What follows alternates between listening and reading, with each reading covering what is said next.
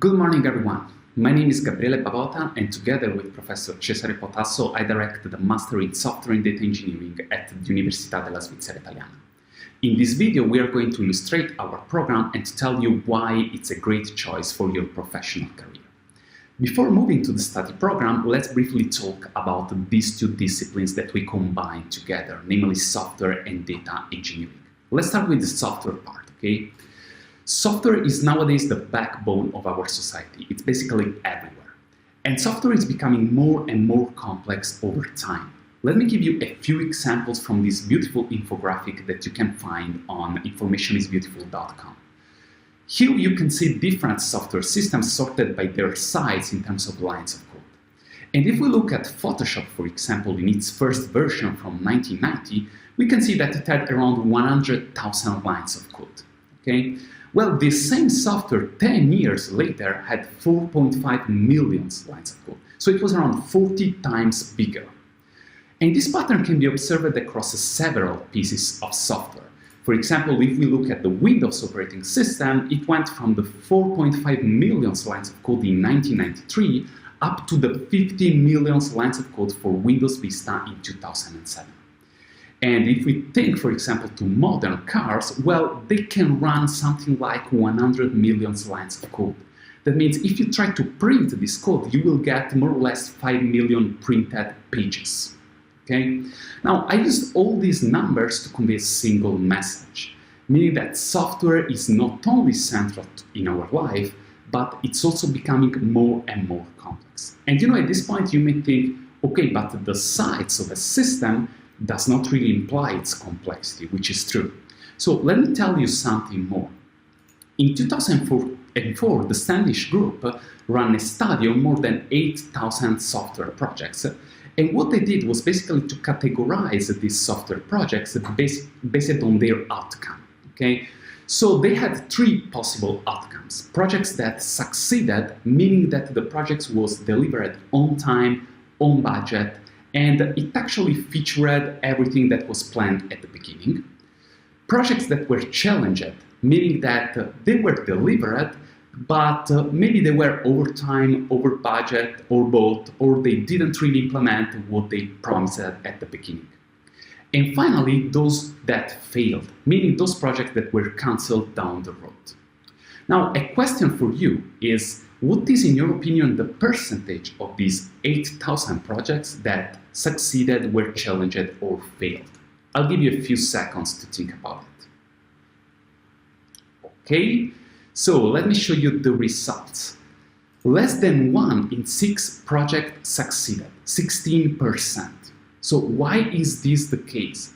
Well, in one sentence, this is due to the fact that software is very likely the most complex construct ever built by humans.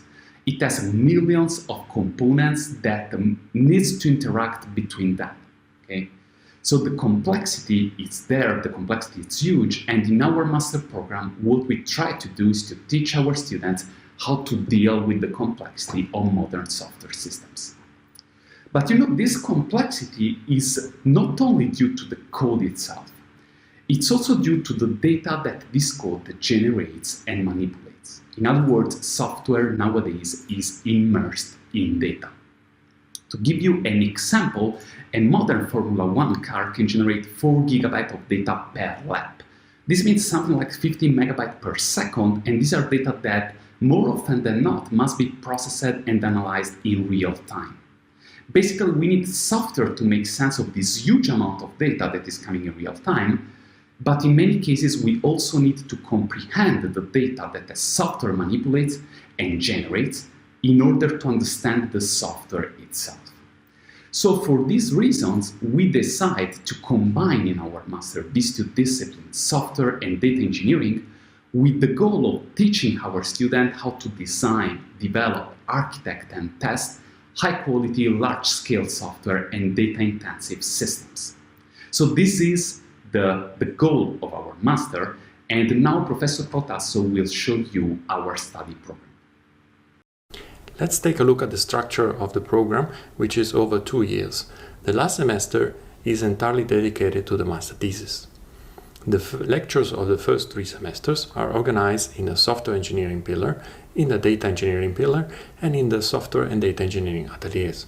There are also electives in the first year, for example, mobile and wearable computing, compiler constructions, or information security, which allow students to customize the program to fit their interests.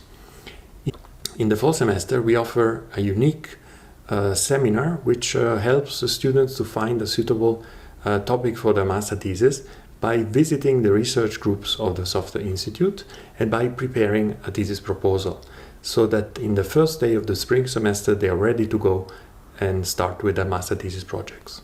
Let's now take a look in detail at the lectures of the first 3 semesters. In the software engineering pillar, we start by building a solid foundation with the software design modeling, domain-specific languages, and programming style lectures. In the second semester, we have the software analysis and software architecture lectures, while in the third semester, we have the cyber-physical software engineering and software performance lectures. Let's welcome Professor Matthias Hauwirt, who is going to give us a brief overview about the programming style lecture. In this course, you'll learn to program in style. A style is a set of constraints, which will either keep you away from familiar areas or force you into unknown ones. This will get you to exercise all your programming muscles, even those you never knew you had. You do that in multiple languages, Python, JavaScript, and Java, and you'll discover gems like self and Smalltalk. But this course is not just about practice, it's about concepts, fundamental concepts underlying most modern languages. You will learn about closures, currying, and lambdas, and you'll learn about monads. Those are the adapters and dongles of software. You'll compose code like Beethoven composed music. Then you'll continue with continuations and with types, with ways to create your own types, with sums of types, products of types, and exponentials of types, a whole algebra of types. We hope you'll like this course as much as your predecessors, but be warned, this course will make you sweat a lot, but most of all, you'll have fun. The data engineering pillar follows a similar structure. We start with a foundation of data design and modeling, and then we teach the students how to transform the raw data into information, and then how to analyze the information and obtain valuable knowledge. Let's welcome Professor Paolo Tonella, who is going to give us an overview about these 2 lectures in information modeling and analysis and knowledge analysis and management. Knowledge is a fundamental asset in our society, but the way to go from raw data to knowledge is long, and the first step in this trip is to learn models from data. In my information modeling course, students learn how to apply unsupervised learning techniques and supervised learning techniques to extract information from data. And this will be applied to the refactoring of code in one project and to the identification of bug-prone models in the second project.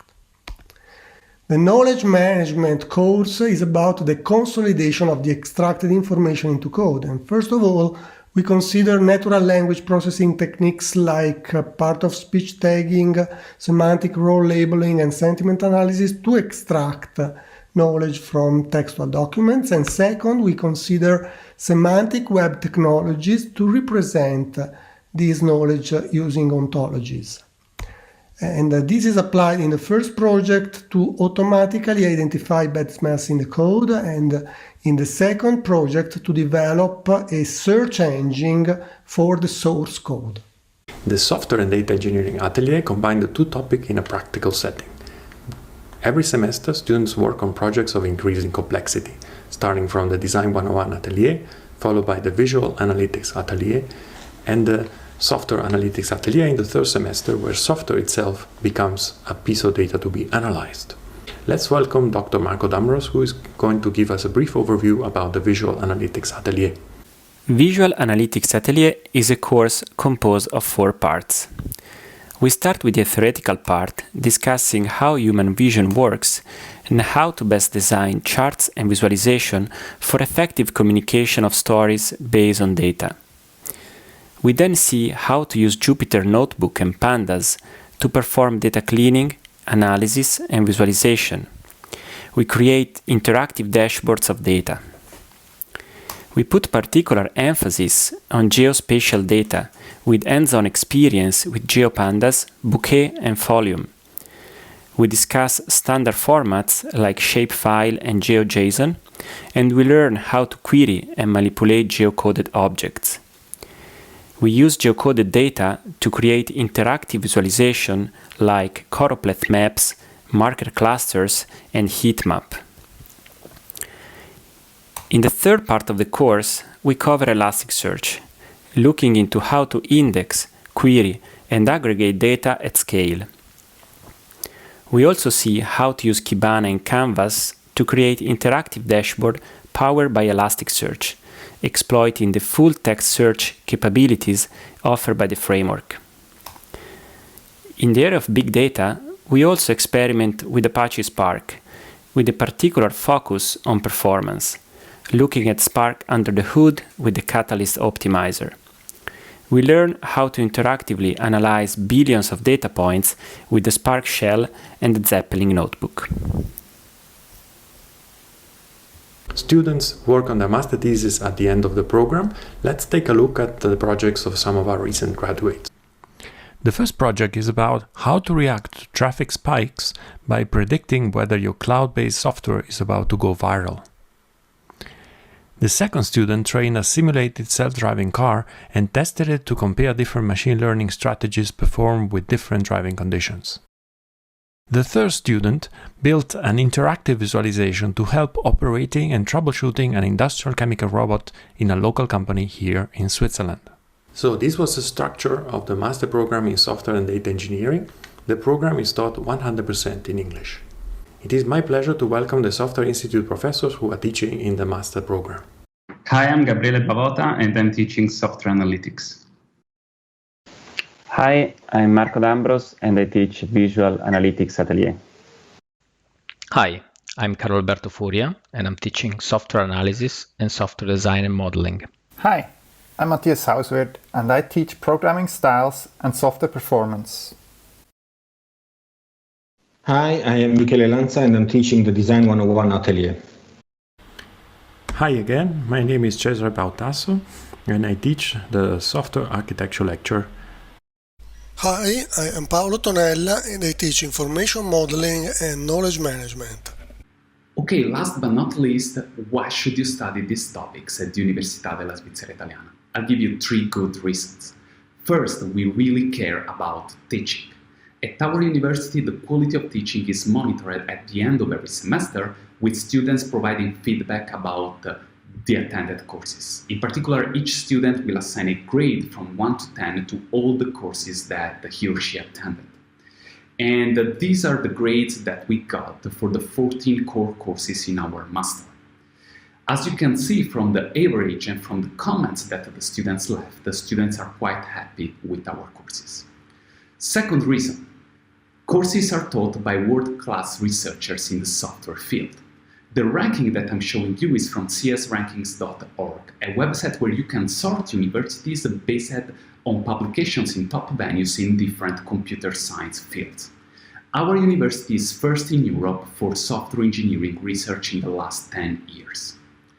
Last but not least, all of this that you have seen is in Lugano, a beautiful city in the southern part of Switzerland.